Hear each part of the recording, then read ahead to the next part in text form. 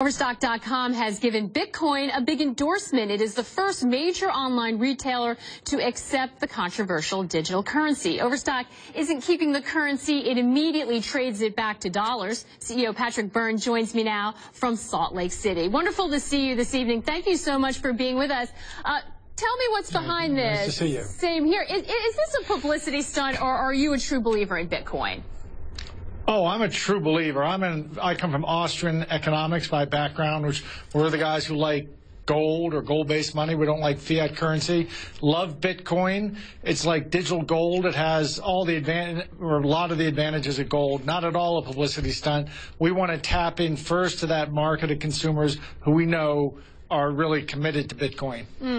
Now, you're accepting Bitcoin, but you're not holding it, as we mentioned in the lead to you. You're immediately transferring it into dollars, so you're not actually taking the risk. Are you concerned about Coinbase, the payment company is? Are you concerned about the volatility we've seen? Does it worry you at all?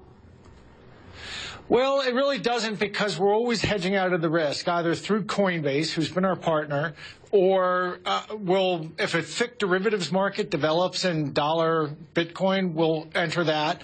There'd be no reason for us to hold it unless we can start paying our suppliers in it. And so it's kind of a chicken and egg problem. We'll start off not holding it, we're accepting it, and then the day may come when some suppliers let us pay them in it, and at that point we'll start holding more of it and converting less of it, and it should spin up. Do you expect other retailers to follow your lead? You sound doubtful, Maggie. Yes, I actually think that this forces the hand of Amazon and some other big players. They have to follow suit. You will see them follow suit. I'll be stunned if you don't, because they can't just cede that part of the market to us. If we're the only main large retail site taking Bitcoin, either they have to start taking it or they're just giving away a piece of the market. And that piece of the market is growing at, I think, about a rate of 30% per month. It's still tiny. It's 20 bips or 30 bips. It's some tiny fraction of a percent, but it's growing quickly. Patrick, you're right. I am a little skeptical. I understand why people like the idea. I'm a little skeptical about this ability of Bitcoin to go mass market because it's so confusing how you get it. People go to the bank, they get a credit card, people sort of understand, and the sort of barrier to access for that is pretty low for the most part in most parts of the world. Bitcoin, however, it's complicated. You have to mine it. That seems to me to sort of keep it as a very niche commodity among a very well-educated sort of technology group. What makes you think it's going to go mass market? How do you overcome that hurdle?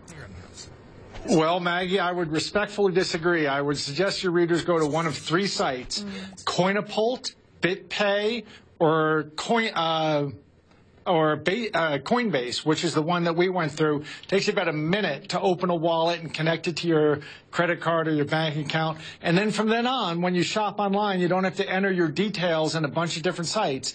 It's secure in that sense. So you just go to one of those: Coinbase, BitPay, or Coinapult, and it'll take you a minute to get an account. Yeah.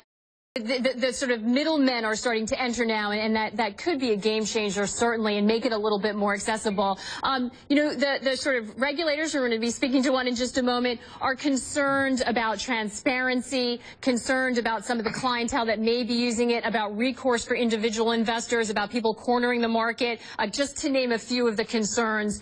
Do any of those things worry you? Are you worried about your ability, if there's a problem, to go to the authorities for some sort of recourse?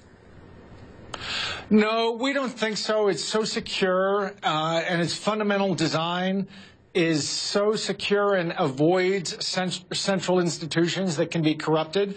So I know it came out of the world of Silk Road and out of the world of arms bazaars and drug dealing and stuff online, but so the dollar is used for funding terrorism and drug deal. They use the dollar too. So there's nothing inherently seedy about Bitcoin. In fact, it has some real advantages as the digital currency. And I think just by nature it will emerge, and the government will hate it. The government likes its monopoly on money, central planning our money supply. So they're going to hate it, but it's going to be hard to see how they're going to stop it. And last question, Patrick, what kind of response have you seen? Have you had a lot of people buying things in Bitcoin? What kind of traction so far? enormous. It seems that it's gone out over the whole Bitcoin community to go and buy at overstock so as to show their support or something. We had about $100,000 last night in the hours after the announcement. So just $100,000 like that from Bitcoin people all over the country. All right, Patrick, you'll have to come back in a few months and let us know if it continues to see that kind of growth. Patrick Byrne, thank you so much for joining us today from Salt Lake City, Utah. Thank you, Maggie. Well, we just heard Patrick saying the government's going to hate it. Let's hear about that. New York's financial regulators says it will hold a public